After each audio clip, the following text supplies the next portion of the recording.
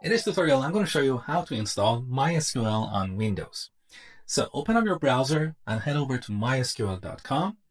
Then go to the downloads page. Now here, scroll down to the bottom. We're going to use MySQL Community Edition, which is absolutely free. So let's go with this.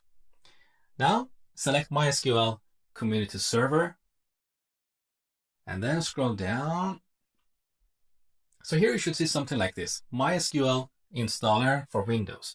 This is the recommended method for installing MySQL on Windows. So click on this.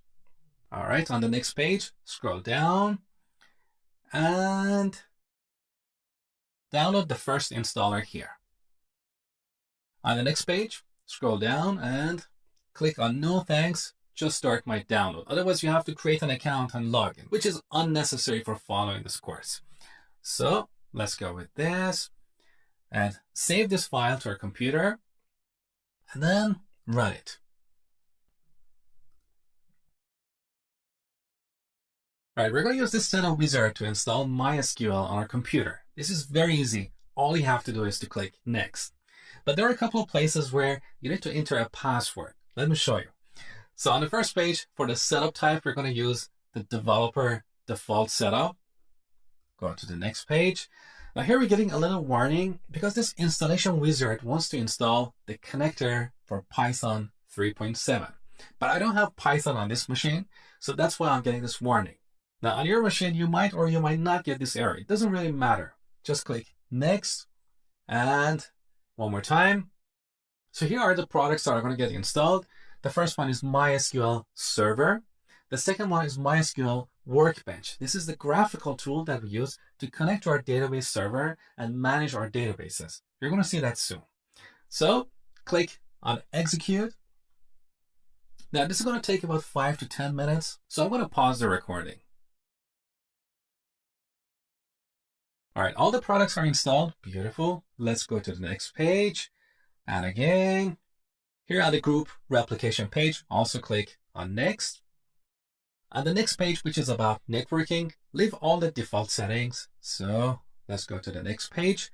Now we should set a password for the root or the admin user. So click on next. And in this box, type a password for the admin user. All right, and then let's go to the next page.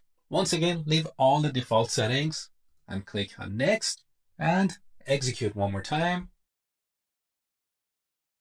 All right, and now let's finish the installation. Once again, we have to click on next and then finish. One more time. There's so many steps. Now here's the page where you need to enter the admin password. So the page is called connect to server. You can see the username is root, which represents the admin user. So in this box, enter the password that you set earlier, then click on check. Okay, connection was successful, beautiful. Let's go to the next page and click on execute and finally finish. There you go, we have one more step. Next. Now finally, after all these steps, the installation is complete. Now this is going to start MySQL workbench, which is the graphical tool we use to manage our databases and run SQL queries. So click on finish. So now we have a command prompt window where we can type instructions to talk to our MySQL server. We don't really need this, so close it. And here's MySQL workbench. Now the first time you open this page, by default, you should see a connection here. If you don't see it, click on this plus icon. On this page, give this connection a name. Let's say local instance. Now leave all the settings to their default value. But here for the password, click on store in vault.